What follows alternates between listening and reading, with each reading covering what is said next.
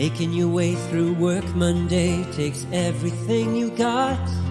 Then Monday night rolls around and you realize there's a shot.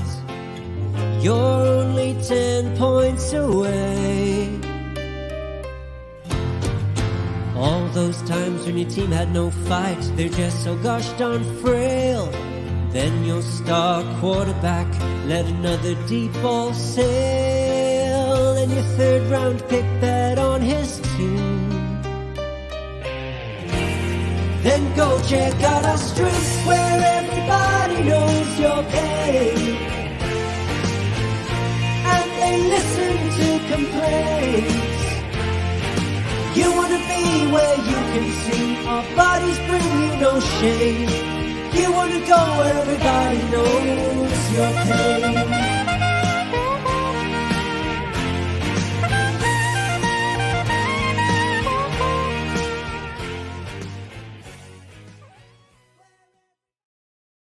Welcome into another episode of Dad Bod Fantasy Squad. I'm here with Robbie Bobby. What's up, dude?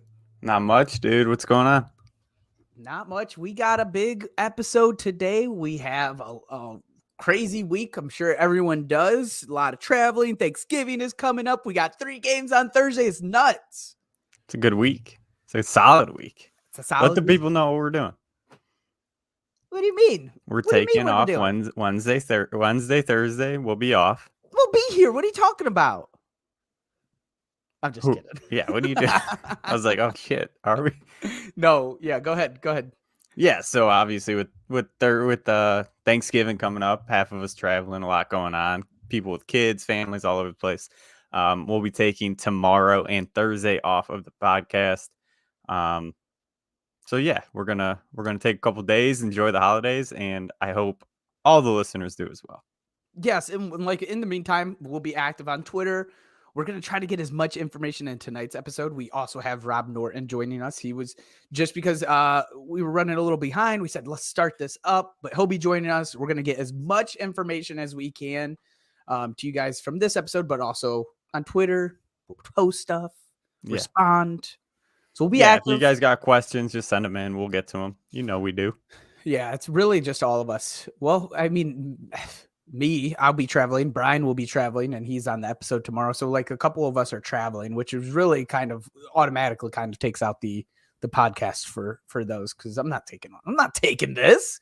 My mom will be in the background, like, "My man, what you doing? What you doing? Would you like some lasagna?" Yeah. My mom, not a real Italian, even though Rob gave her the Italian accent.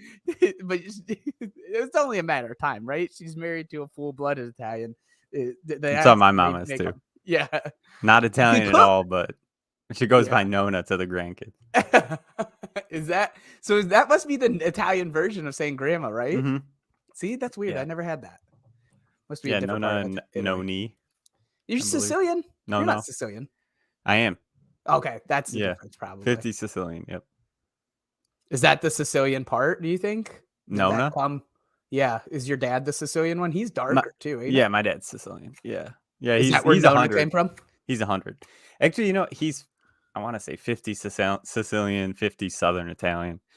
Isn't that the same thing? Isn't Sicilian Southern Italy? No, it's the soccer ball that the boot kicks. And then Southern Italy is the boot. Okay. Hey, are you watching White Lotus? Oh, I know we have a big episode. Yeah, but, this is what happens when we get It's in Italy, though. I am. It is. It's in Sicily. And what's his name? Oh, Christopher. Christopher's on there. Yeah. It's a great series so far. I'm loving it. The first one was great. The first one I think has been a little bit better, but let's give this one time. It's got 7 episodes, I think. Yeah. So we got 3 more left. I love Aubrey Plaza. I love her. Yeah. She's pretty good in this. She plays a good role in this. Yes. They're all great actors. They do a good job on that. HBO, man, you can't miss. HBO just really doesn't miss. Bangers. Dude. If it sucks, they don't play it. Easily the top streaming platform. Anyways, let's get to some actual football. So we wanted to talk about Monday Night Football review. Oh, I tried to head it. What up, Albert? We want to talk about Monday night's game last night. The 49ers swamped the Cardinals. Just clippity clapped on them. They did. Did They you did. expect anything different? What did you expect with Colt McCoy? Right? And Colt's been good. He's Last night was serviceable. he's getting the ball out quick. He's looked good. He is serviceable. There's times where I'm like, man, there's so much Kyler can learn from him that he needs to. He I really agree. does. 100% agree with what you're saying. But you're going up against the Niners defense, who has shut down, great quarterbacks. So to throw Colt McCoy in there, I mean, I know he had the full week this week, but I wasn't expecting too much from the Arizona offense. Yeah. I mean, it was it was a little bit rough. They this is kind of, you're right, because this is how I kind of played it out too in my head. I put in a DraftKings showdown. Only won $25. It is what it is. But I did have Kittle. I got screwed, dude. Rondale Moore was in my lineup. The only dead spot in my lineup. The only one, Robbie. I had Kittle as my captain. Panned out really well. It did. I think Ayuk as your captain, and then if you could have snuck in Debo, would have been probably the better option. But yeah. Oh, Rondale killed me. I mean, they all played well. Yeah. So one of the questions we have here is, for any of those guys, you're starting them confidently, right? CMC, Debo, Kittle, Ayuk. You have to play them every week. Yeah. No questions. Plug and play. It's going to be down weeks. Expect that. It's with everybody. I mean, what we've seen more this season, I believe, than any other season is even the main superstars are going to have down weeks. Like it's panned out this season where, I mean, even Nick Chubb's had a couple really bad weeks. There's players that are amazing. Like just for Nick Chubb. I mean, he had 19 yards last week. Who would have ever thought that would happen? It happens. I mean, it's the NFL. They're going against, great defenses and stuff like that. There's going to be a down week, but with those 4 players, I mean, we talked about it maybe a month ago. Ayuk, man, it seems like every time back half of the season, the guy's just there. He's top 15 receiver second half of the season. He started early this year. And Christmas came early for Ayuk this year. It did. We were talking about trading for him. Yeah, and I was a big advocate to draft him, but that was more of me downplaying Debo a little bit, who's been pretty good. I did have him as my bust this year, but last week he's probably made a lot of my numbers look silly. It was a midseason bust. But yeah, I mean, like, to your point, their down weeks aren't even bad though. So Ayuk hasn't had double digits since single digits since week 5. Debo has had 2 weeks in a row that were lower, but they were still like 8 and 9. And then every other time he's getting double digits.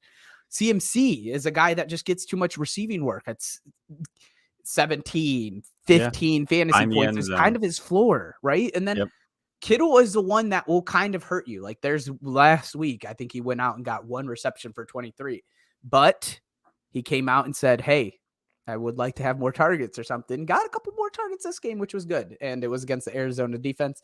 Rightfully deserved those targets. With Jimmy G back there, Kittle's an easy play. Jimmy G's looked pretty good too. Just not so much for fantasy, but I liked on your guys' episode last night. You said he might be a stream option, because I think we talked about that on Thursday a little bit too. Yeah.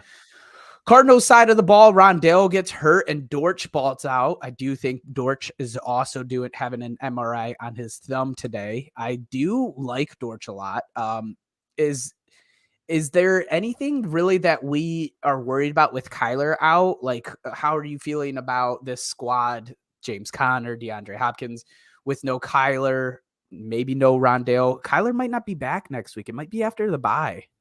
Yeah, I would assume it's going to be after the bye. But like you said earlier, Colt McCoy's been good. He's made Nuke. I believe he was still wide receiver 12 this week. He was wide receiver 8 last week. Like, he's fine. I have no worries about any of the players that we're going to play. Connor, I'm worried. I have always been worried about Connor. I just don't think he's good. That's my worry, not the offense. Marquise Brown may be back this week. He's pushing to be there this week, but he wasn't ready. But once he's back, I don't think there's any Dortch and Rondale. I'm not in on them when Marquise is back, which I think is coming up. It I might think be Dortch after has the a bye. little role if he does play with Hollywood, a tiny one. We'll have to see. Maybe, but I don't think it'll be fantasy relevant. Yeah, unfortunately, I freaking love Dortch. So do I. He's good. He's good, dude. I think he's a product of this offense. It's one of those like perfect matches, right? Like a guy that just fits so perfectly in an offense that essentially makes him better, and then he makes this offense better. The opportunity is never gonna get there. Like Yeah. now, too many Rondale weapons. is out, so he might get some more burn. But what's that look like with Hollywood and DeAndre? Too many weapons. There is, and we got to hope that one of Trey McBride comes along too. Oh, Tiff. Oh, Tiffany. That's, I mean, You do want to bench in those situations as much as you can. Like, I know there's that feeling of like, wow, they're not going to get negative.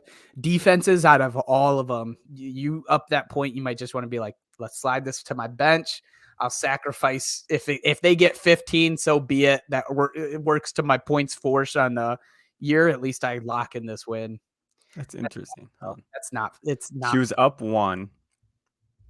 They got -4. She said They got -4, and she lost by. Oh, and I lost by 1 point.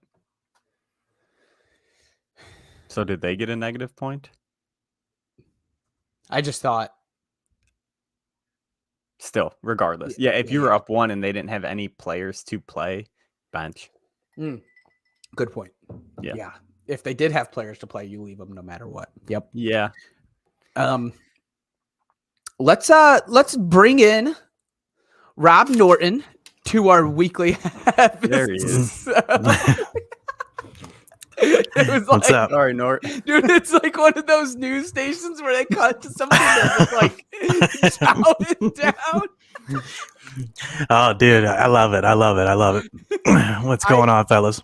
I did feel good about because we obviously started without guy. you, Rob. And we figured it was going to be a massive show, so we'll get rolling. He'll be on here plenty of time with us. For sure. For sure. So then once I saw it like in the very small, I was like, oh, good, he's getting a chance to eat. Trying to pound. Yeah. Like, damn, I was in the middle of the bite of my sub. You've had to leave me now. I know. I've been having my wife because, like I said, I told you guys I play basketball on Tuesdays now. So by the time I get done, drive home, it's like a 45 minute drive, and then try to get my son ready for bed, the whole thing. I've been having her. I've been like, hey, you can just pick me up a sub on the way home. I was like, it's not even worth. I don't even have time to do anything else. I was like, I just need something quick. Yeah, dude, I a good Jersey Mike sub. Alex was talking about it the other day. He thinks it's better than Swenson's. He's out of his mind because who That's wouldn't want a wild. burger over a sub, right? That's wild, dude. That's It is wild. It is. Like Jersey Mike's. I mean, I like it. Penn Station, I think, is my top, but Ooh, Penn Station is like instant bubble guts. It always is just too greasy. it is a little bit greasy. It is. I will say that. But no, yeah. I mean, yeah, Swenson's over that. Swenson's over both for me. Yeah, because it's a burger. Who wouldn't want a burger over a sub? Good burger. Some people, I tell you. Yeah. Some Five people. guys overall, but other than that. Yes. I do love Five Guys, and I'm surprised you. with the love in this group because every time I say stuff about Five Guys, people are like, Five Guys sucks. Dude, That's I perfect. love it.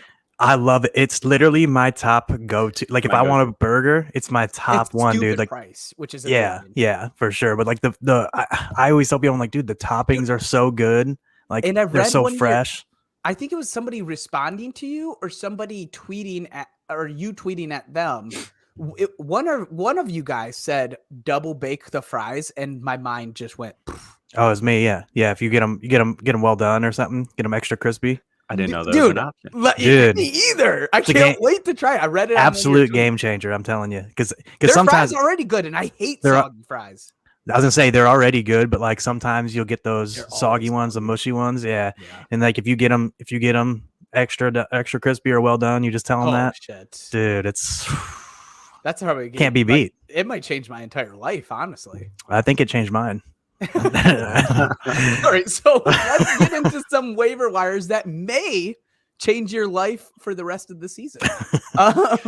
Nice what a segue. segue. Thank you. QBs. Norton, give me your number one guy here, and then I'll go through the list. I love it. Who is the guy? It's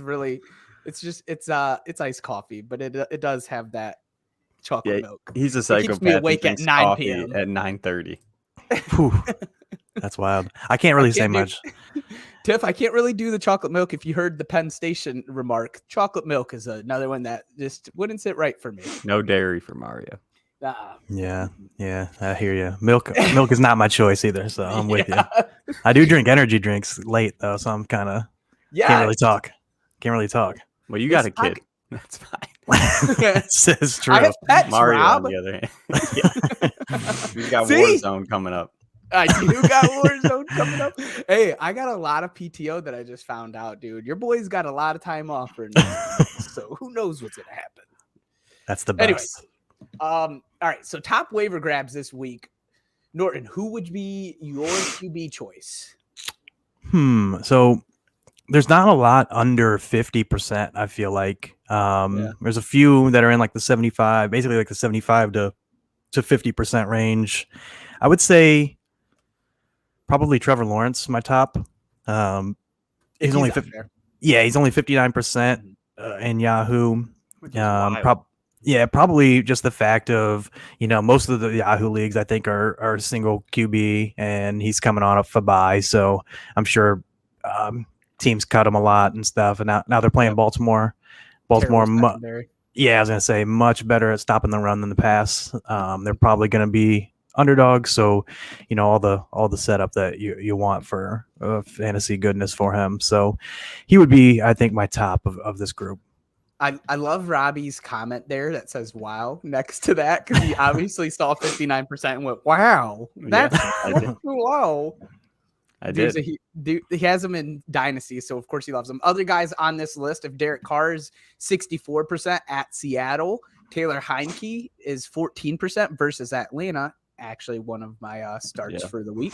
And others check for Daniel Jones. He's 76% at Dallas. Robbie, give me one of your favorite RBs to pick up for the week. Yeah, out of our list here, man, if you can get Gus Edwards, I think he's rest of season. Yeah, 59% rest of season. I think he is. He'll get the majority of the work there. Latavius Murray at 23%. I'd go grab him. He's going to get all the work in that offense. I know the offense isn't great, but a running back that's going to get 20 plus carries this late in the season on waivers is tough to find. And then Kyrene Williams, 27%. They just cut Darrell Williams. We know what's going on with Cam Akers there, even though he had a decent week. Got 17 carries, I believe. Kyrene Williams is a name that I think he'll get more and more run as the season goes on. Yeah, I actually like that about Kyron. I think it's pretty much you're saying, I don't trust you, Cam Akers. That's what you're doing when you pick up Kyron Williams. I truly believe that. But the Latavius Murray call out, and it's never too early, Brian. Hang him up. Been up. Yeah, exactly. Brian asked, how early is it to hang Christmas lights? Latavius Murray going against a Carolina defense that their rush defense isn't bad, but like Robbie said, he's going to get a lot of the work. So let's go through this list real quick. Samaje Perine, 8% at Tennessee. A little risky. Tennessee's been great against the run. You're really hoping for his receiving work here. I'm not touching it. And this is also if Joe Mixon doesn't play, which I think that's a 50-50 chance in concussion protocol. Gus Edwards, 59% at Jacksonville. Latavius Murray, 23% at Carolina. Jalen Warren, 26% at Indy. Jalen Warren came up with an injury this week. Do we have status on that at all? I don't, but with the emergence of Najee the past 2 weeks, it seems like all that Warren talk that happened a month ago, it's kind of out the window. Yeah, he got hurt early in the game, didn't come back. Kyron Williams, 27% at Kansas City. And then others check for Pacheco, I think is a really good one, especially CEH kind of cementing that he's not going to play because he got hurt, ankle injury. And then Rashad White, 61%. Lenny's dealing with a hip injury. They play against the Browns, which is a juicy matchup. Both those guys we're going to talk about more in depth here shortly. But before we get there, we still got some other waivers to check for. So Norton, tell me some wide receivers you're looking for, or your favorite one. Yeah, so I think my favorite on this list, it's tough between the top three, honestly, for me. I think I'm gonna go with Ooh, Treylon Burks. Yeah, I think I'm gonna say Treylon Burks. Just the fact that I think he has the best setup in terms of, I would say, being the. It's hard. It's tough between him and Slayton for me because they both have a chance to be the top guy. Slayton's a little bit more proven. Obviously, Burks I think has more upside, being a rookie, first round pedigree. Both on run heavy teams. So, but I'm just gonna go with the rookie. Just you know, what he's done lately over the past 2 weeks has been really encouraging. It looks like he's kind of stepping up, becoming the guy they're hoping for. I think he put up like 111 yards this past week. I think it was 7 for 111. Yeah. So that was real nice to see. I think he has 14 targets over the last 2 games. He looked good. If he's Yeah. he's not very fast. I think that's the only thing that I really took away. But is AJ Brown really that fast? He got long strides, but Treylon Right. Burks looks a little slow to me. But he gets open. Yeah. So I think Burks would be the guy. I think it's close between the top 3 for me, but he kind of seems like he might have the most unknown like upside among them, especially for rest of season purposes. I thought that your decisions here, and I'll read off the list. I thought your decision here was Treylon Burks or Donovan Peoples-Jones. Donovan Peoples-Jones, 44% versus Tampa Bay this week. DPJ might have a great second half. I know he will be the second option on this offense, technically third if you count Chubb. But Deshaun Watson, DPJ ain't never had nobody like Deshaun throw into him, not even in his Michigan days. So the only reason I didn't pick him, because he was one of those 3 that I was gonna mention. I was figuring Rob would go in with I think I had DPJ. to like rush this conversation. I had to get that out before Rob started talking about DPJ. I think I felt that way too. Yeah, I knew that, and then I figured he was gonna go in, so I was like, I'm gonna feature someone else, but he's right up there because he's been awesome. I mean, he's been awesome for a while now, and then like you said, 50 yards past 7 games. Yeah, Watson coming back soon, so yep, it's your guy, Rob. Robbie's I don't need to say much. I mean, I think it's a travesty that he's only owned in 44% leagues. Pretty crazy. The guy's I don't want to say a stud, but he is reliable. Potential. He could be potential. and stud. with Watson, just the skill set that he brings to the table, I think matches perfectly to Watson's game. So I'm really looking for a big second half of the season from him. Robbie going to send out offers all in his leagues this week. I've been. Call me crazy for my one trade. I think we have DPJ and Scott Fishbowl, and we Wow. are in playoffs, Rob. That's right. He's gonna be And the we have catalyst, Donovan X Peoples-Jones. factor. He's gonna be the X factor of our team. That's right. Let me We're double coming check. for But it. I'm not. Our wide receivers are kind of stacked, honestly. We got Hollywood Brown, Chris Olave, and Justin Jefferson starting. Then we have Donovan Peoples-Jones and Treylon Burks on the bench. Hot fire, baby. We went heavy with the rookies. Yeah. When we picked Olave, we weren't even like confident that he would have this year. We were like, for name's sake, we got to take Olave. Yeah, that was the It's whole been reason. great. Yeah. We thought you got us here, so you keep getting us here, and now he's got us to playoffs. All right. Other wide receivers to look for: Michael Gallup, 42% versus the Giants. Paris Campbell, 40% versus Pittsburgh. Nico Collins at Miami. Matt Collins at Seattle. 16% for Matt Collins, 27% for Nico, and Greg Dortch, 2%. Poor Greg Dortch. That was a lot higher in weeks 2 and 3 versus the Chargers. Go look for Christian Watson, 73%. Drake London, 64%. I would do my can't even think of his name. The little wide receiver in Rams, but I don't know if Matthew Stafford's even going to come back the rest of the season, so I'm not going to plug him. Tight ends, Robbie. Who you love on this list, dude? Yeah. Juwan Johnson, baby. Juwan, I understand. It's against San Francisco. I get it. This is more rest of season. Rest of season, I'm in on Juwan, and that's why I'm saying get him this week. You can go get him. He has finished in the top 10 of tight ends in 4 of the last 5 weeks that they've played. I said I was worried about this week because he was going to go up against the Rams. He still was tight end 6. With Andy Dalton back there, I think he's a safe play. What happens if Jameis comes back? I'm nervous. Okay. The best way I could say it. I'm nervous. He has been catching I'd have to touchdowns like a maniac. I'd have to see it. Yeah. He's clearly has a very good chemistry with Andy Dalton. He's getting a ton of targets. I think he only had 4 or 5 this week, but he made them count. I think he's vastly underrated. He's a good tight end. He gets open. He's a good route runner. He's found a very good connection with Dalton, and as long as Dalton's back there, I'm playing him.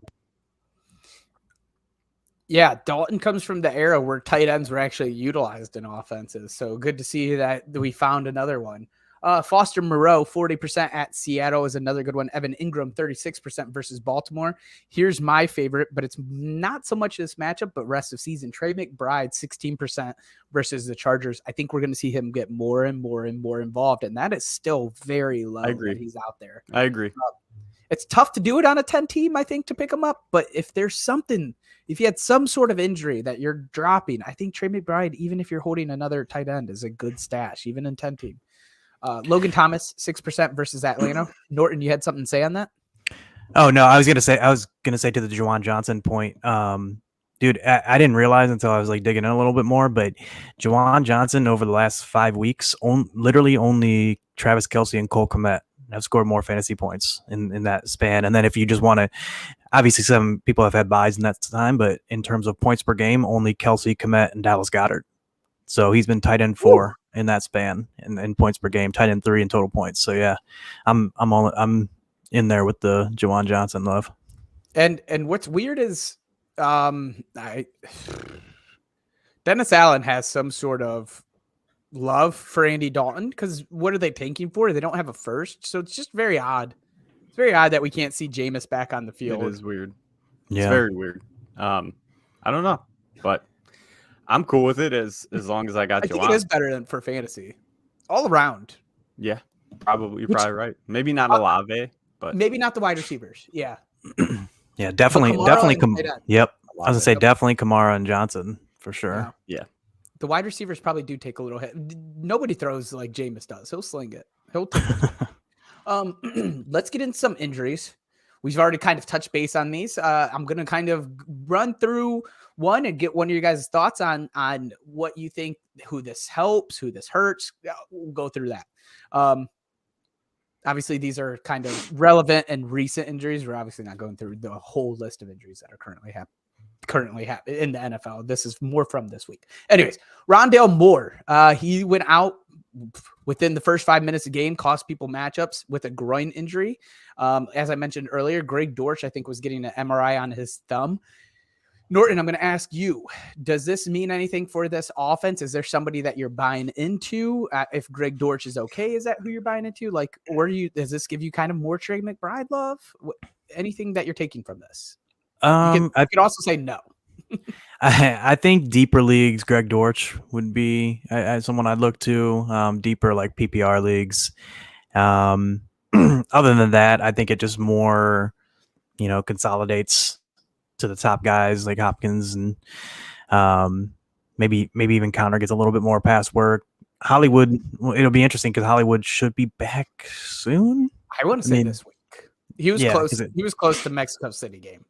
Yeah, that's what it sounded like. So I'd expect him to see him this week, and then they have a bye, I think. So at the very worst, he'll miss this game. But yeah, I mean, I think basically for me, like Dortch, deeper PPR league, like if you're in a spot where you need a guy, but there's no buys, so you might not need him. Yeah. Yeah. Oh, there's no buys this week. Yeah, it's kind of weird. That is weird because we have some week 14 for sure. Do we have 13? I think we have some next week and 14. It's just a random. Oh, this just makes me so mad, dude. It's weird. Thanksgiving. Just take 2 weeks off. Just do it. Yeah. Put the Pro Bowl in the middle of the game. It's not even a game anymore. It's a skills competition. Put it in the middle. I agree. All right. Kadarius Toney, hamstring issue. Robbie, what do you take from this? Is there anybody that you're buying into? Does Sky Moore come on your radar? I mean, the guy that would take the bump would be Sky Moore. Because B. Cole is on IR. Juju's on concussion. He should be back. Go ahead. Sorry. Sky Moore, MBS. Sky Moore for me more so. I don't like playing MBS. I just can't get behind it. But this week, yeah, against the Rams, Sky Moore would be, I don't want to say a plug and play, but if you can get him and you're questioning starts, I like Sky Moore. I think he's a deep play, dude. I think he could. It's risky. It is. It's kind of like what we said Christian Watson was last week. We're like high risk, high reward sort of play. If you need a high risk, high reward, do it. He looked good this week. Yeah. Mike Williams, ankle issue, agitated that exactly. This was an interesting one. I'm not trying to laugh at him. Comes in, says he's 200%.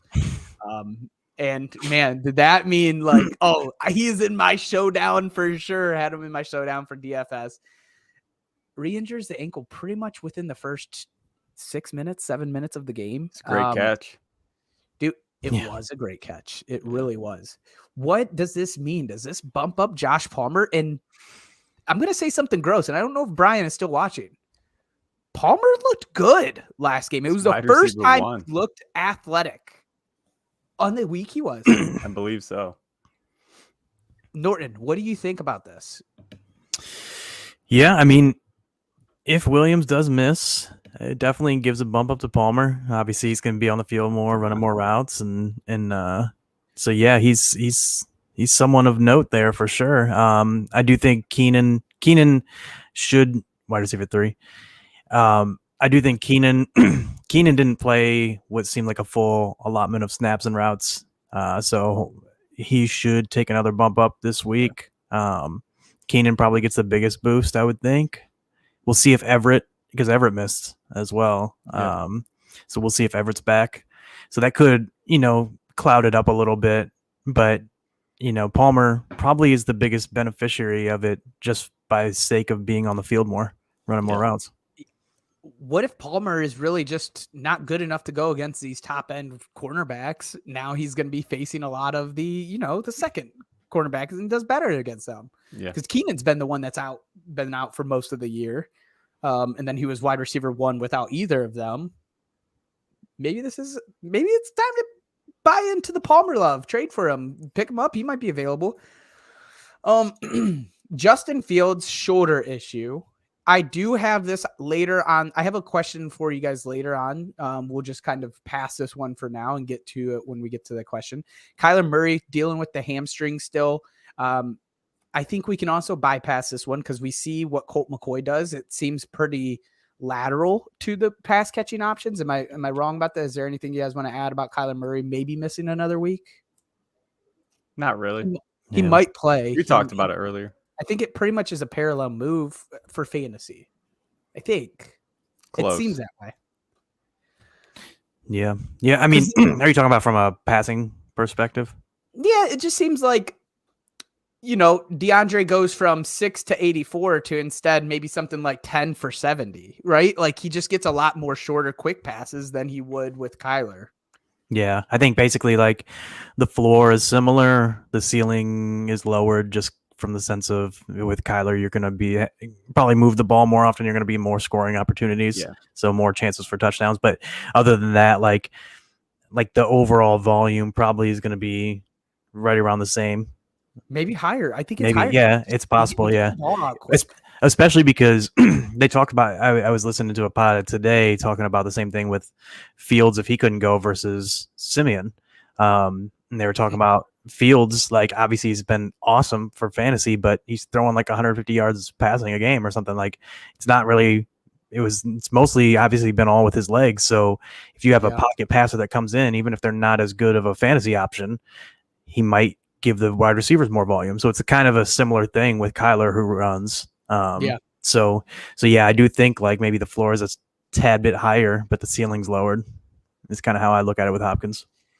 Oh man, I'm so scared for Justin Fields. I want them to shut him down because they're not playing for anything, but at the same time, he's just been so fun to watch this season. So it really Yeah. bums me out. Matthew Stafford, I think, is in concussion protocol again.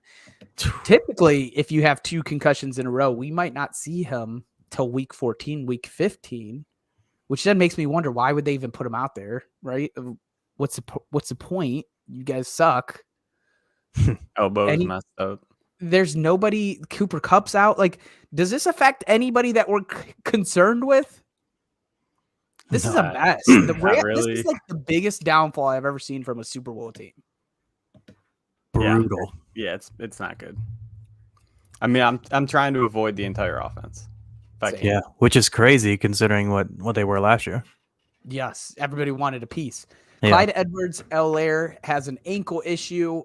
It seems like he's going to miss some time. Pacheco is already kind of locked in these kind of starter roles. I guess 1A, 1B with Jarrett McKinnon. Does this affect anything else, Norton? No, I think like you said, he was getting pretty much phased out. Pacheco looked like the lead guy, early down guy. McKinnon looked more like the pass down guy for the most part. CEH right now, I mean, he's been relegated to basically like high upside handcuff status. Essentially, is just a bench stash with upside, and that's what he's going to stay. And if he's hurt, it makes it even harder. Kind of a bummer. Feel bad for him. When you look at yards per carry, everything's inflated than it was years ago for reasons because nobody runs near as much and like everyone's defending the pass. Like he averages like 4.3 to 4.4 yards per carry. And then I was like, Alex and I were getting in an argument and I called him Trent Richardson. And Alex goes, Trent Richardson averaged 3.7. And I'm like, yeah, that's pretty much equivalent to 4.3 now, kind of. You got to account for inflation. You know what I mean? We're in a recession, guys. Yeah, that's right. The RB running back recession. Yeah, that's good. That sounds like a good article, Rob. Lenny is dealing with a hip issue. We got word that he should be good to go. They thought he would be back for this Browns game. I haven't really heard much since. Rob E. Are we doing anything with Lenny? Robbie hates when I call him Robbie. I'm sitting Lenny. I'm playing Rashad. Ooh. Yeah. It's Rashad time? Well, one, it was what? It was 50-50 anyways, pretty much. Now Lenny's kind of banged up. They're going against the Browns defense, who's almost historically bad against the run right now. So they both would have been plays either way, but I still think they'll phase Lenny in slow, kind of how Cowboys did with Zeke. And Rashad, I'm assuming he'll get at least 60% of the snaps. And against this defense, I mean, it's an easy play. So, Rob, let me ask you the hard-hitting questions here. Is Rachaad White a league winner? Or is he not Very gonna well get the could be. snap percentage to do that? No, very well could be. Ooh, baby. It's getting hot in here. If the offense has been getting better. They look better with Rashad. With Rashad back there, he's starting to get yards on the. I think that's the biggest miss that was happening at the beginning of the season was Lenny just wasn't getting them into, the 2nd and 5s, and then you're playing from behind the sticks. Tom Brady's trying to do everything. They're essentially just playing the pass at that point, which is what was hurting this offense. Now you get Rashad back there. He's starting to get those yards, opening the offense up a little bit. So with Rashad back there, they look better. He's a better talent than Lenny at this point. I think we all see it. So let him play. It's kind of the same thing as I keep kind of comparing it to Dallas. It's just like play the better player. And I think these teams are realizing that. Yeah, and the crazy part is like Lenny's been at least a little bit more efficient than Zeke. And they just owe Zeke a lot more money. But Lenny too, though. He signed, I think it was a 3-year, $21 million this year, if I'm not mistaken, which is pretty insane.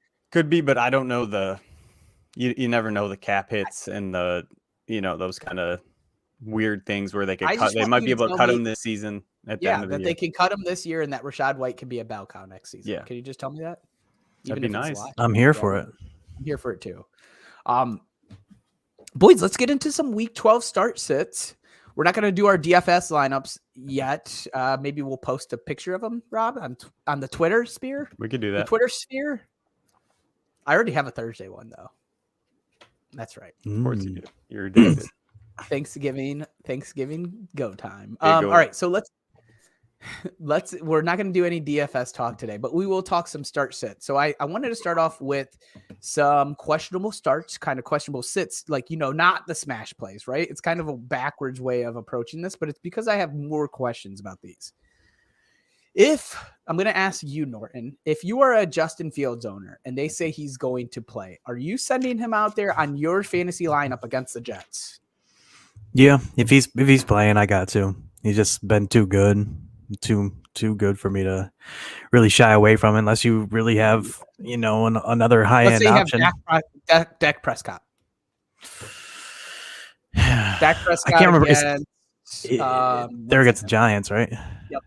Are they? Is I know they're on Thanksgiving. Fields is on Sunday, right? Fields is on Sunday. I mean, honestly, I think if we don't have definitive word on Fields, I'd probably just play it safe with Dak. Like if I had both, because I do like Dak as well. So it's like, I mean, I like Fields more if he plays. But it's a Thursday conundrum. Yeah, it's that's the whole thing. Is like Dak's in there. Dak's been top probably going to be a top 10 guy in my ranks this week. So yeah. I have another one for you then, because I think this is good to talk about, because I think there's only one other consideration. Obviously, Josh Allen, you're playing Jared Goff. You'd probably be like, what, screw it. I'll hope that Fields plays. If he doesn't, I'll pick somebody up off waiver. Mac Jones, same situation. Kirk Cousins, though, plays Thursday as well. Do you start Kirk Cousins against New England, or do you wait for Justin Fields and then play the streamer game if you need to on Sunday? I think that is a situation where I wait. And I mean, I guess it depends too on what's on your wire in case Fields doesn't go, but more than likely I'm probably going to be fine. Like, for example, I think Russell Heineke Wilson will be out there. Heineke, for example, will probably be out there in most leagues, and I wouldn't have. I mean, if Heineke outscored Kirk Cousins this week, I wouldn't even surprise me at all. So I'd probably risk it for Fields, and if he doesn't go, pick up Heineke or something like that. I like it. No, I think that's what a lot of people are going to be dealing with. Robbie, did you have anything else to add onto the Justin Fields? No, exact thing that Norton just said. If you can wait it out and play the streamer, if you got one of those questionable matchups, I would do that. But he's too good to sit if he's playing. Yeah. I'm a little bit more hesitant about it. But I get where you guys are coming from. I find it hard for me to believe that he's going to be running 12 plus times with this banged up shoulder. But just his game. He did, and then he got popped, and he went immediately after. Yeah, no, I know, but I'm just like, he's not going to stop running. Yeah, so like if he plays, he's going to run, is what you're saying. Yeah. Which I'm not sold on that, but we will find out this week. Maybe it's a good lesson. He'll start sliding. See, I think I would lean more towards. This is going to sound crazy, so don't judge me. This is a safe thing, right? Like, this is one of those moments where I'm like, I just want to play it safe. I will probably already, if I had Justin Fields, I would probably already pick up Taylor Heineke because I think he has a great matchup. He's actually on my start list against the Falcons' terrible secondary. I will have Taylor Heineke picked up already, unless I hear great news coming out of Chicago about Justin Fields' injury, which we haven't heard much. I'm probably ready to roll with Taylor Heineke this week instead. To see what it's going to look like first week. Don't hate it. I mean, Fields has a tough matchup against the Jets. Heineke's got an easy one. You know my love for Heineke. Against bad secondaries, he's going to put up points. Yeah, especially bad secondaries that also, I mean, their offense also puts up points. It may be one of the games that you want to bet on. We'll talk a little bit more about that here shortly. Some other sits that I have is Kirk Cousins against New England. I think this is a horrible matchup. I think they're embarrassed. I think he's primetime Kirk, right? Like, this is not a good matchup to play your Kirk Cousins this week. And I have A-Rod against Philly on benching as well. If I can find a better streamer again, Taylor Heineke. Trevor Lawrence, if he's available, if you got other guys like Dak Prescott. Did you guys have any disagreements with either of those guys, or were you going to keep on trucking? Yeah, I'm with you. I'm with you on that as well. I got a question QB. for you. Yeah. I know we mentioned earlier with Derek Carr against Seattle. Seattle's been better than they were early season. Would you Mhm. roll Derek Carr over Rodgers? Oh, wow. Honestly, Wow. I'm mostly asking because I have this dilemma myself in the league. But it's a tough call for me because Rodgers is more efficient, but it's a tougher matchup, and Carr hasn't been like great. I think it's a better matchup, but they haven't been as great of a matchup as early season. That's got to be back to back, right? Like when we're going to be doing our rankings for the week, it's probably going to be something like Derek Carr and Aaron Rodgers right around 16, 17. That's in my head, like just off the top of my head. I was thinking right in that same range. So I'm like, that's a tough And like one. You got Seattle's Heineke, defense hasn't been awful. Carr's right? been QB 10, 16, 10 the past 3 weeks. Rodgers A-Rod, way 13, better. 7, 14. Mm. Yeah, it's a toss-up, dude. Like, honestly, I'd play the matchup and go with Carr, probably. Yeah. Would you play Heineke over both? Yes. I would. I am Yeah, all I in on probably would Heineke too. this week. Yeah, I probably would too. But yeah, no, I thought it was an interesting one. But yeah, That is an interesting one. I would probably go out and get Taylor Heineke. I do have Derek Carr on a ton of waivers in leagues. Let's go to some QB smash plays because we'll talk about some of these replacements for Kirk Cousins or for A-Rod.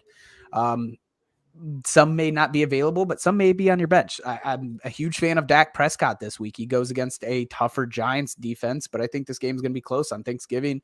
And he's going to have to do the work in the air. The Giants have a pretty solid rush defense. Not amazing, but I think Dak throws a ton here. I think he's super involved in the offense. He's been great. He's been really good. Yeah. Mhm. We would have saw a huge game if Minnesota even competed. I really kind of believe that. I agree. And plus, I think they're at home, so they're going to be in a dome, which personally I always like for passing offenses. I mean, he's been top 10 QB the past 3 weeks, 4, 8, 9. Ooh, And he was not QB 9 with he was up 30 points. yes. You know what I mean? Yeah. If they keep that anywhere close, he's probably pushing top 5. QB 5, yeah. Is Dak Prescott the Terry McLaurin of the QBs? Sure. I mean, he was Just hurt all season. sneaky wide receiver 13. I mean, I was high on him coming into the season. I think he's. Oh, he's I think we all had like a relatively, you guys are a little. I think I was 14. You guys were a little bit higher than me. I think I was 7 or 8. I mean, this is kind of what I expected him to be when he came into. Wait, are you talking about T-Mac? I'm sorry, I got to. No. I'm talking about Dak Prescott. Oh, Dak. Okay, go ahead. Yeah, so this is kind of what most people, I think. I don't know about you, Norton, but I anticipated Dak Prescott being this, top 10 QB.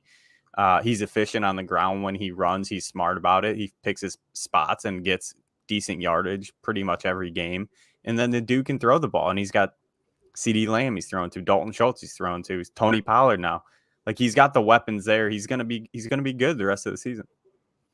Yeah, and their defense is good, but they're a gambling kind of defense. Like they get a lot of like sacks, picks, turnovers, like things like that. But they also let up a decent amount of points. So which is good for offense. And you like it, right? Exactly, because then they got to push the pace more. Obviously, they didn't have to this week, but yeah.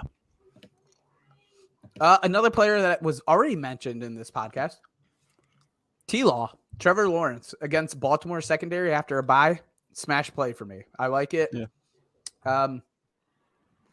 I guess when I say a smash play, I'm not putting him top 5, but again, when we're considering Kirk Cousins against New England, A-Rod against Philly, help me out, boys. Derek Carr, I'm starting him over. I think Trevor Lawrence, I feel a little bit safer.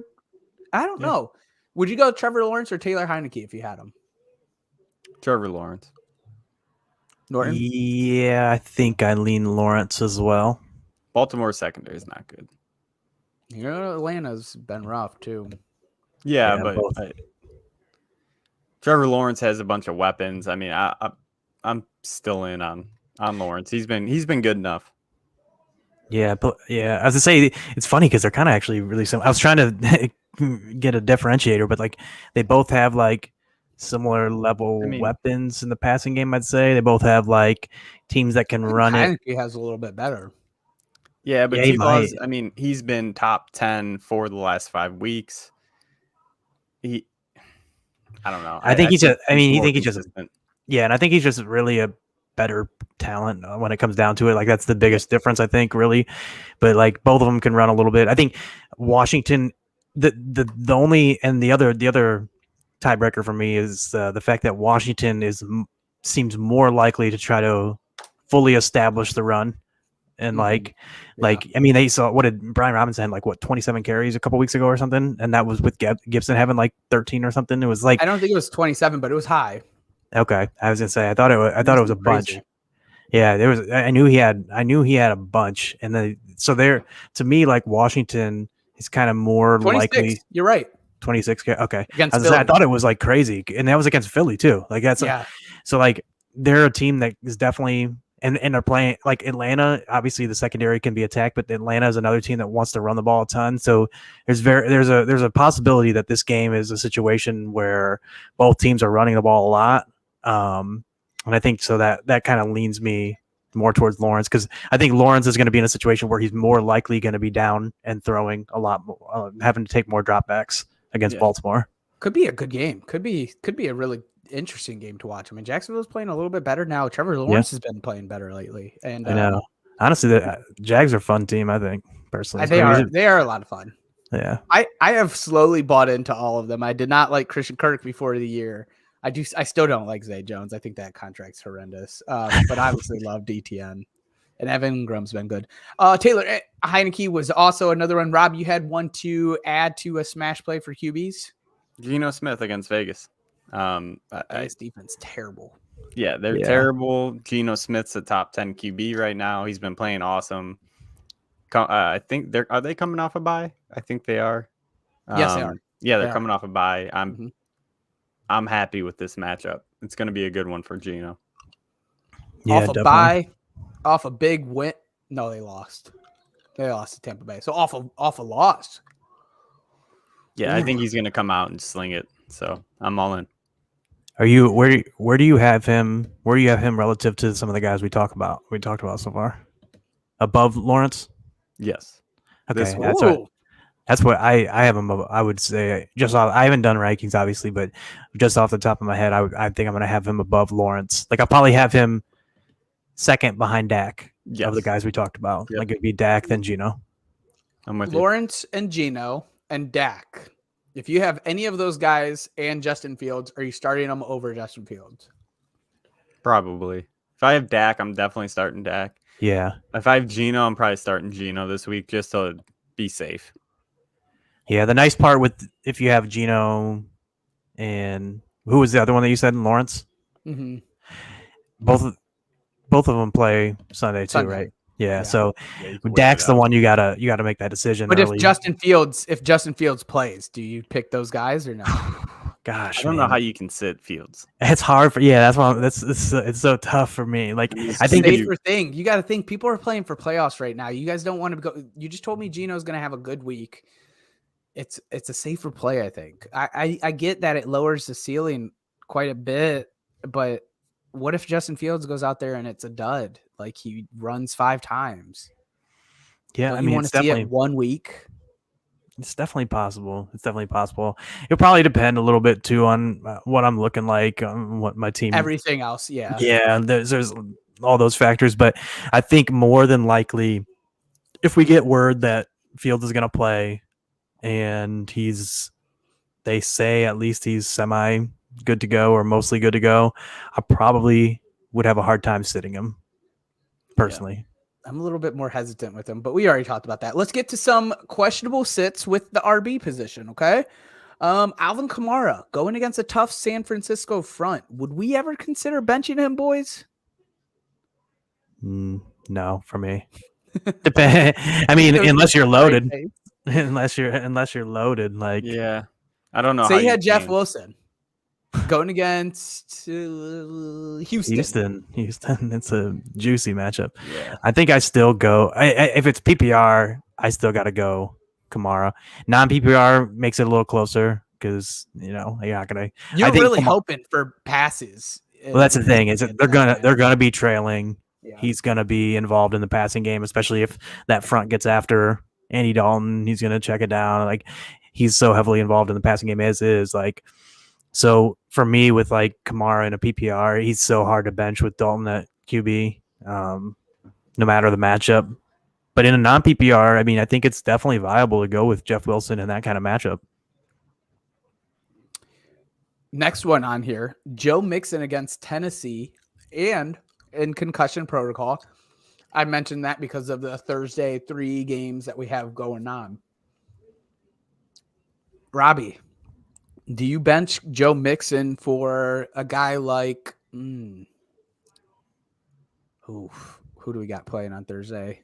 Well, Ramondre. Do you bench Joe Mixon for a guy like Damian Harris going against Minnesota Vikings defense? Not Damian Harris.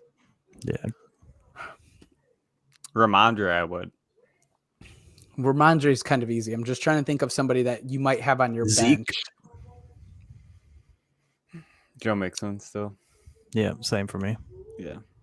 I think Zeke is man, it's going to be tough, boys. Joe Mixon is another one that's going to need work in the passing game to produce. Tennessee is locking down the run lately. From the early game, there's some options that could be tricky. Devin Singletary against Detroit.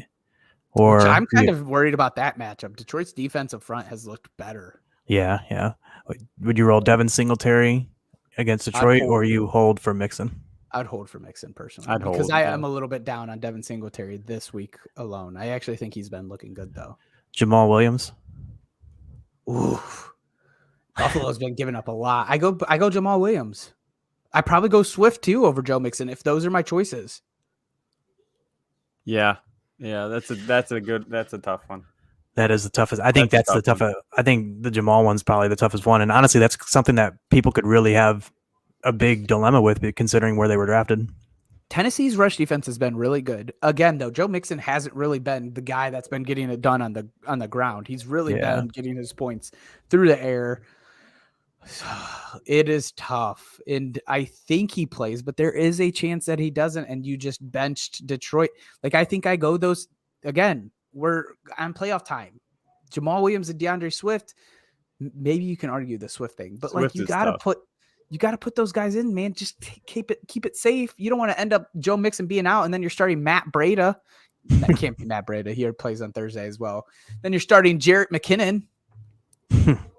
Yeah, Jalen Warren. Yeah, it's definitely for me again. It's another situation, and I'm sure it's the same for you guys. But it's definitely based on what the other options. Yeah, if you have P. Ryan on your bench, you're more likely to hold out for Mixon. If you have, are you though? I think. Depending. P. Ryan against this defense. I don't feel great about it, but like I would feel, the pass work. I feel like I feel more comfortable with it than like McKinnon. But like if obviously if Mixon's ruled out, then you got a full roll P. Ryan over like a part-time McKinnon. So like that in that situation, or like Latavius Murray, even like if I had a Latavius Murray and I had to choose between basically starting a Jamal Williams Swift type of situation on Thursday or holding out for Mixon, and if Mixon doesn't go, then you can pivot to Latavius.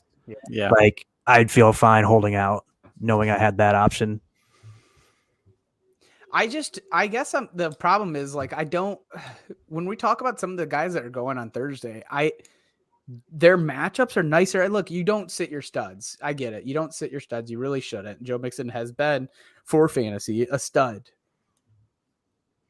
But man, I hate that you got to decide on Thursday some of these matchups. And like Jamal Williams has been absolutely eating these TDs. And then I think Damian Harris is right. I don't bench Joe Mixon for Damian Harris. But yeah, the Jamal one was a good one. And I think Swift is also one to consider too, because that could be a possibility that you're thinking into also.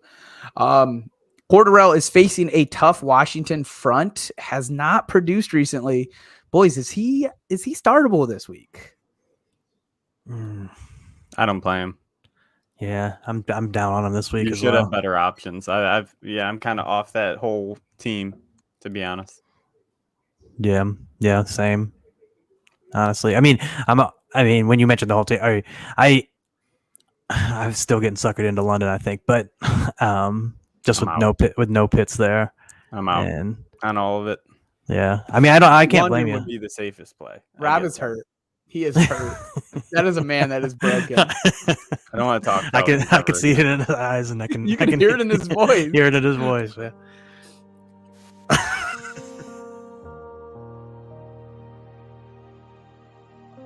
It'd have been a special year.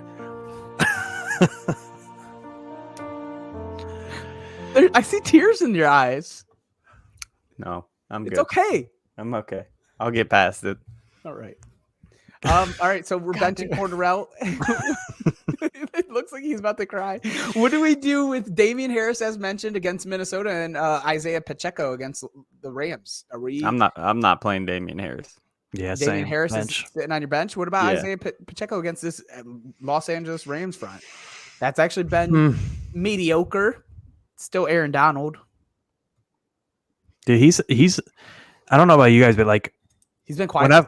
when I've watched Pacheco, he looks like Aaron Donald. My bad. okay. I was gonna say Pacheco. When I watch him, like he just looks like he's running 150 miles an hour, like instantly. Like he just looks like he was Bat shot out out of of a hell. cannon. Yeah, just a wild man. Like he just and like I just keep thinking like, man, this dude thinks he's like Marshawn Lynch, but he's like so much smaller, and he just like I don't know. He's wild. He's such an interesting guy to watch for me. But he's been doing pretty well. He's on a good offense. I mean, he's probably gonna be back in like RB2 range for me, just because of the lack of pass work. So He's low in RB2. yeah, I'm with you on that. He is tough to kind of gauge, Rob. I think it's a weird situation for an offense that has been so stuck on CEH, for them to finally turn away from him kind of speaks volumes of what they are hoping to get out of Pacheco. I actually believe that. Dame Harris to the bench, says Felix. For show. That's his guy. You hate to see it. All right, so let's talk about some running backs that we're plugging in. I don't even think you guys need to comment on this one. Miami RBs against Houston.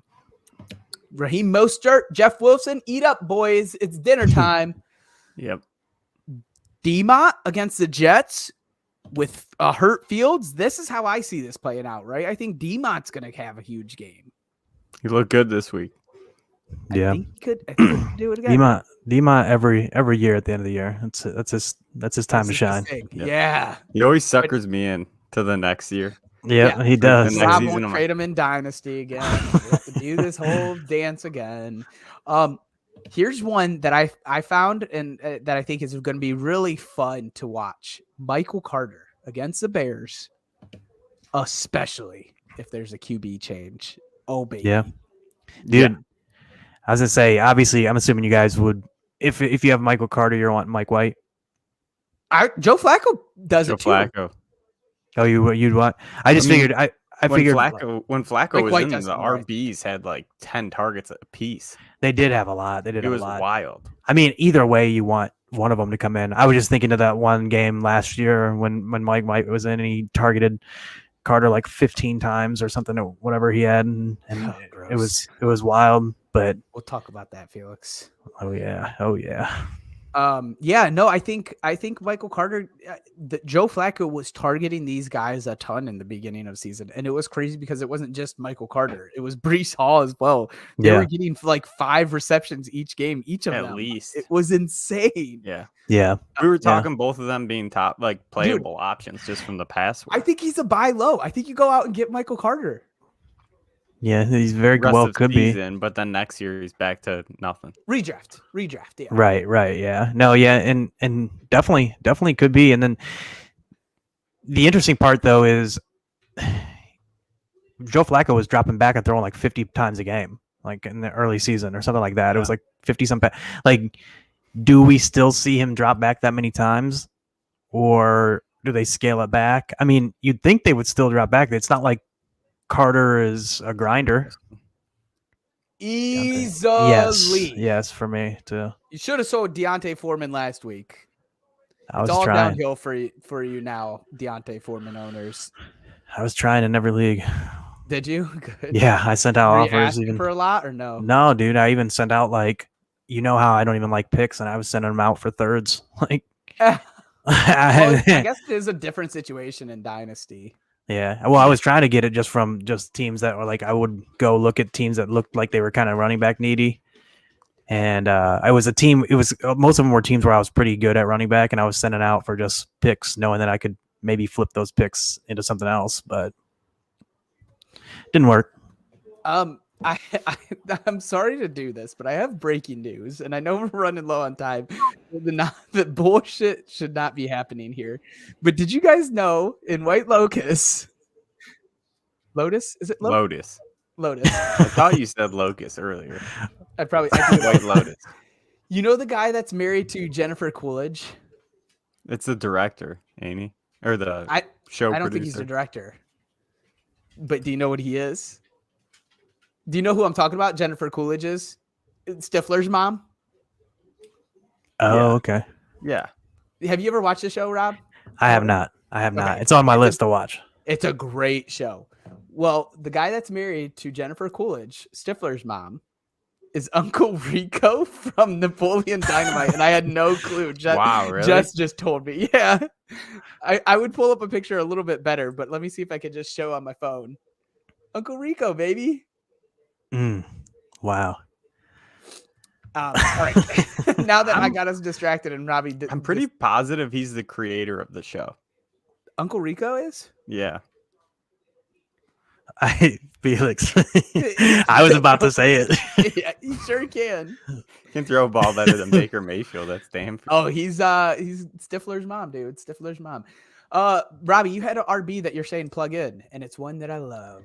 Yeah, Rashad White. We've already We talked mentioned about it earlier. We don't need to go too deep into it against the Browns defense. Banged up Lenny. I think it's an easy play. We'll move back over to the questionable starts, and we're going to go to wide receivers. I got some questions for you boys. Cleveland has been pretty good against opposing wide receivers as of late. We're still playing Godwin and Evans, right? Yeah. Yeah. Just lowered expectations. Do we have Godwin? lowered I'd be nervous. expectations? I don't like playing Godwin. Cleveland's been pretty good against these receivers. We had T. Higgins and Tyler Boyd kind of get shut down. Tyreek Hill and Jalen Waddle had very mediocre games compared to their rest of season. And then last week we saw it. Oh my gosh, I'm blanking. Help me, boys. Who did the Browns just lose to? Buffalo. Gabe Davis and Stephon Diggs. They've had very quieter days for what they're normally producing. Right. I think Diggs had a touchdown, which Diggs saved was his fine. day. They've been pretty good against the wide receivers, though. Yeah, one thing I'll say is this secondary struggles against big receivers. So I think Mike Evans is fine. I know Godwin's big, but I still am not in on it. I don't think they're benches either. I just wanted to kind of say maybe I have some lowered expectations for him, but I am still, if I have him in any leagues, I'm plugging them in. Are we benching Christian Watson or Alan Lazard against this Philly defense? We talked about A-Rod struggling. What's that mean for his receivers? It might be a struggle for them. I have to think that we have seen the Washington show the way to beat Philly, and then we just watched the Colts not utilize that, but it's a run the freaking ball, dude. Run it 40 times. And I think that they have the guys to do that. Why would A-Rod throw that much in this game? Yeah, it's the only way he's really throwing a lot, in my opinion, is if they get down early and need to drop back more because of the game script. But yeah, I think I do agree. I think they're going to try to run it. I mean, they've wanted to be a run first team all year. I feel like they haven't been able to do it. Exactly. This is a defense to do it. This is the defense to expose that way. Like, this is it. Yeah. Are you guys benching either of these guys? I don't know. Watson, it's crazy because he's been so good. Watson's probably the toughest decision to make for most fantasy lineups. It really is. It has to be. I know I have him in a couple spots, and having a tough time with it as well. So I think he's going to be probably, when I do my rankings, probably in the wide receiver three-ish range, like 26 to 36-ish in that kind of section. Yeah. I think Does it he's make you- safer than Lazard because we've seen him for when he catches a ball, he makes it count, right? Like he is. Well, that's what I'm saying. Like he can do damage off 3 receptions. And So- that's what I was about to get at, though, which is more towards what you're saying, Norton. You have him at 26 through 36, but like, what are the chances he lands there? I feel like it's either 1 through 15 or 40 through 55. No, Yeah, am I crazy? Like he's just all touchdowns right now. it is wild. He's getting like a good amount of targets, I think. If I I like, think he had 4 he- this week or something like that. really? Okay. I was thinking he I'll had double more. check while you're talking here. And I know the week before he had It's like a 3 good or amount. 4 this week. Yeah. 2 weeks ago he did. Yeah, and he just, I know he dropped 2. But yeah, it's weird too. You know, it's weird is because Lazard was always that 6. 8 and then 6. Six? Okay, Okay. so he's got I thought it was 14, less. 14, the same as like Treylon Burks, I think, because the both of Sleeper them got has his over under at 39 this week. for rank or for yards. Wide receiver 39. Yeah. Oh, Okay, Projection. I don't know what Interesting. I think that's their over under thing. interesting. Yeah. So yeah, I mean, it's weird too because like Lazard heading into the year was kind of like that touchdown guy. Like early in the year, he just was doing that. Like he wasn't getting a ton of volume; he was just getting a touchdown every game. Yeah. And then now it's been Watson that's been like scoring all the touchdowns. So, I think I prefer Watson over Lazard as well, but it's tough. I think I'm having a tough time playing either of these guys this week if I have them, and I know Watson's red hot right now, so this may age so poorly, but I think this game is going to be a lot of run, dude.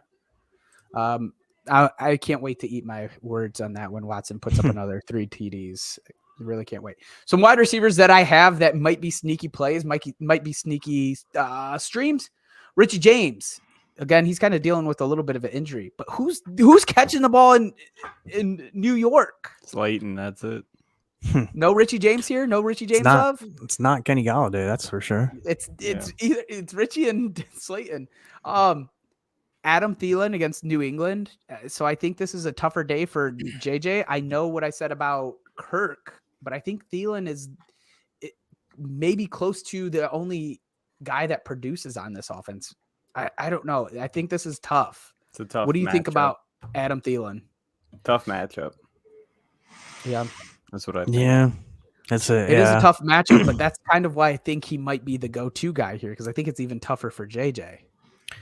I never get excited about Thielen. It's hard to. Yeah. Yeah, What do you do this week? I know, especially this week. In New England, you think that it's like it's a defense that I normally wouldn't play, but I just think somebody's going to have to produce something on this offense. I kind of am taking my gamble He's on been Thielen. he's been bad. He hasn't produced as better than wide receiver 22 since week 3. That's the only time he's produced better than wide receiver 22. Okay, so DJ Moore against Denver. Darnold is at the helm. Are we playing him against Denver with young Surtain? Probably going to be lined up a ton against him. That's another tough matchup. There's With no doubt Darnold about it. coming in, I mean, he'll get targets, but it doesn't mean that he's going to produce. What'd you say? I said there's no doubt about it. I'm ready to be hurt again. The Moore's got you bad. Yeah, especially DJ. I can't quit DJ Moore. He's Good. I mean, he's unreal good. He's so good. I don't. yeah. It's so frustrating. It's so. Do you think T-Mac is better than DJ Moore because T-Mac can do it with any quarterback? No, I think DJ Moore. I think DJ Moore is. I think DJ Moore. I think as bad as fair. T-Mac's QBs have been, I think DJ Moore's have been significantly worse. Yeah, like DJ Moore has literally played with like the worst QB play in the league for like multiple years in a row, I think. And he was No. like, I mean, this is the first year. I know. Look at Garrett Wilson right now, guys. Come on, 100% his career is with the worst team in the league. That's fair too, but yeah, I know DJ Moore last year, like Sam Darnold was like near 32nd in like all metrics, and then like He aired Baker it out comes in to and is him, like worse. But Sam Darnold at least aired it out to him. He at least said, "Hey, I'm going to give you a fighting chance to make a play." There's something redeemable about that. And DJ Moore Yeah, did it. that's what I'm hoping. DJ That's what I'm Moore did it. hoping. I'm hoping it comes back. Yeah, Dude, this is. So you are starting him against Denver. You think it's a good start? I don't think it's a good start. I wouldn't But you're advise just it ready to get hurt. for the for the faint of heart. But if you're a DJ Moore fan like I am, and you just want to see him do well and root for him, Yeah, dude. I wanted him to get traded so bad at the deadline. same. That was the one player I was like, I just hope he goes somewhere else. Well, it wouldn't have been Dallas anything or- for this year. It would have been more for next year. But yeah, I agree. Just Yeah. So you in don't feel general, like half get the like guy. that. I mean, it couldn't have been worse than this year. Like, I mean, I don't know. Frustrating. Garrett. So I got this one as well. I love this play. If we see a new QB and Jets, which I think we are going to, Garrett Wilson, absolute smash play. Corey Davis, Elijah Moore. Do you play those guys if Joe Flacco starts? Mike White. Flacco starts out like Is Corey Davis injured or is he back? He's back. He played this week, I believe. Okay. Yeah. I definitely like him more. Obviously, if Flacco plays. I guess the real question is Elijah Moore and Corey Davis, right? Like, would you risk it with one of those guys? Elijah, I wouldn't. I mean, he didn't produce at the beginning of the season either. So Corey Davis, yes. Elijah, no. Yeah, Yeah, it's more where I'm at too.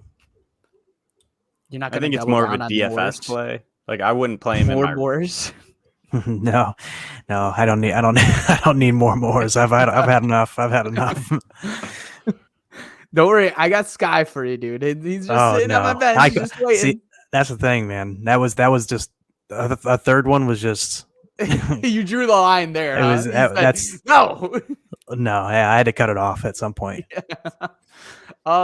T. Higgins and Tyler Boyd. If Chase is out again for Tyler Boyd, they go against a Tennessee secondary that sucks against these wide receivers. These are smash plays for me. Even Tyler Boyd, of course, if Jamar Chase is out, he's even consideration if Chase is back for me. Because I Yeah. think Tennessee keeps this game close. Secondary is terrible. Yep. Play all receivers against Tennessee. Yeah, you ready? I'm with you. Are you ready for the deep, desperate play? Sky Moore against the Rams. Another more, baby. Another Moore. It's more week, boys. All right, some tight ends that we're benching. This is Robbie's going to hate one and love the other. George Kittle against New Orleans. It's hard to find other options. I get it. George Kittle's kind of been pretty solid when he's played all season. Actually, he's been pretty good comparatively to other tight ends. New Orleans, Robbie mentioned it about 2 weeks ago. They lock down the tight end position. Isaiah Likely, that was when I was advocating for Isaiah Likely. Thank God he had a 23-yard touchdown. That's what you're going to be hoping for is one reception for a touchdown if you start George Kittle. Again, I realize the tight end landscape is tough, Yeah. but I think we're benching him, boys. Do you guys have any ideas of streaming options that we could do? What I would say is, I know you see what I have next. yeah, well, I don't want to get into that right now, but what I will say, they have not been as great against the tight end as they were the first 10 weeks. I don't know if Likely- that's true. Higbee was tight end 9 this week. 2 weeks ago, let me look it up. I had it ready to go for you guys. Fryermuth was, I thought, locked down. Fryermuth was 16, I believe. Yeah, it's pretty poopy. It's not great, but I'm just saying in the grand scheme of things with how bad the tight ends have been, I think the last 3 weeks, the likely touchdown could have been fluke. We talked about that. The past 2 weeks, they've given up 4 receptions apiece, I believe, for like 40 yards. So that could be kind of what you're looking at. And for the one that you just mentioned, what's his name? Tight end 10 is what I have here for Tyler Higbee last week. 2 But weeks this is ago. also last week. Tyler Higbee. Tight end 17 is what I see for. I got him 16 here on PFF. I don't know. What's his I name? agree Was with you. I Cameron mean, Jordan? He was out last week. I know he's a defensive end. Okay. That's a difference. I mean, the defense is really good against the tight end. Let's be real, but with how bad the tight ends have been, it's tough to sit Kittle. That's more where I'm at. Is like, how many tight ends are you gonna really feel comfortable starting over Kittle? Kittle. Yeah, I still gotta go. Dulcich Kittle has been terrible the past 2 weeks. What about? I know you guys are completely out on Dulcich, and I'm not ready to give up on him. Not you. I'm not. It's Russ. Yeah. I know it It's was Russ. the episode yesterday. I think he's Okay. really good. Yeah, as I say, I just think we were talking about it. Like I said, dude, when Russ came back, I was worried about Dulcich. He had the one good week, the first week with Russ back, and then since then he's been not good. Yeah, it's. I mean, it's tough, but yeah, I mean, I probably gonna have Dulcich like back end tight end 1-ish range just because of the tight end, like probably in like 10 to 14 rank. Who's somewhere in that Tennessee range. play this week? They play Cincinnati. Yeah, Give me Hooper. No, God, Give me Hooper No. over Dulcich. no. What do Hooper you want me balled to out tell this you, past dude? week, right? Dude, He had he's 2 been balling. touchdowns. He's been balling. He had 2 touchdowns, dude. We talked about it last week. Mario I hates know, and my I was Hooper take. well, I was also annoyed by how much Hooper talk was on the podcast last night because I'm just so I'm so out still. I'm mostly out too. All I'm saying, was I right about Juwan Johnson? We'll see. But like you guys pounded Higbee down my throat for the beginning of the year too, and where did that go? It was great. Yeah, and it's talent. You buy talent, not trends. Okay. Is Hooper good? I don't think he's good anymore. I think he is very good in the red zone. That's where they use him. Oh man, now I sound like Skip. Okay, the other play that I had here for tight end, and this is the last one I have, and Robbie's gonna love this. Do not start Juwan Johnson this week. Thank you. Yeah, we talked about this. I don't know. I think he's a bench. You can bench him. I You will. can get 2 points from. San Fran is gonna just clippity clap. You can get 2 points from Dulcich, and I'll take my 10-15 from Juwan. Who's Dulcich got this week? Carolina. Yeah. Dulcich versus Juwan Johnson this week. I'm in for that.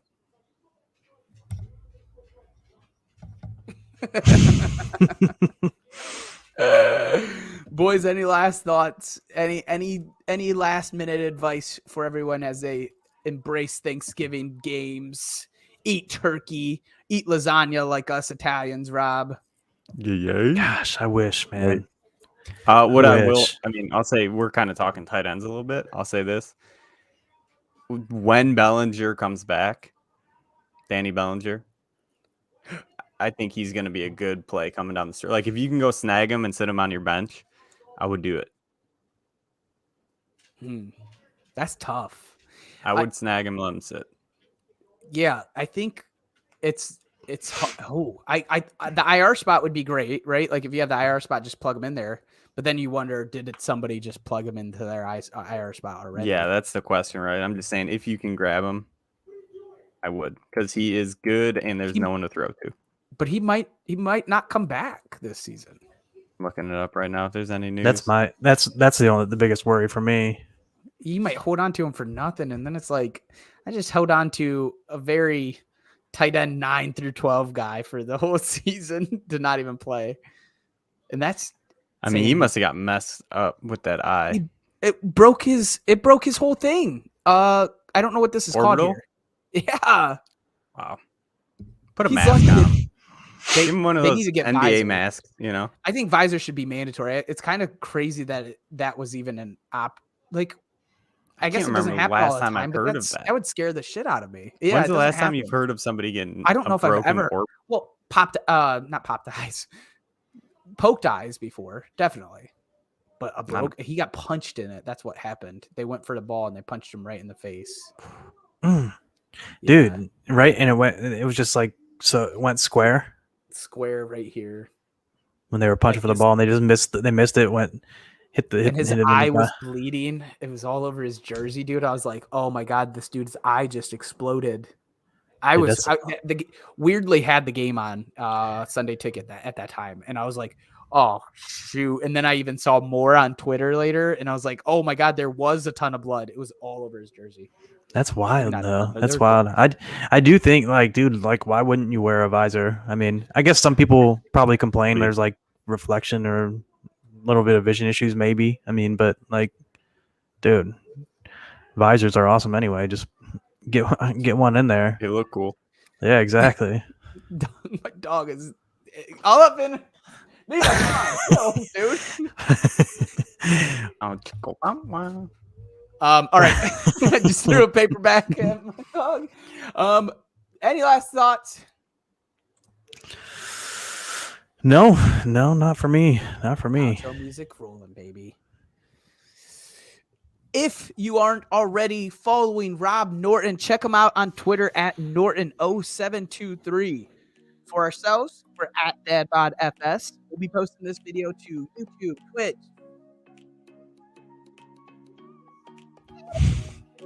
Now.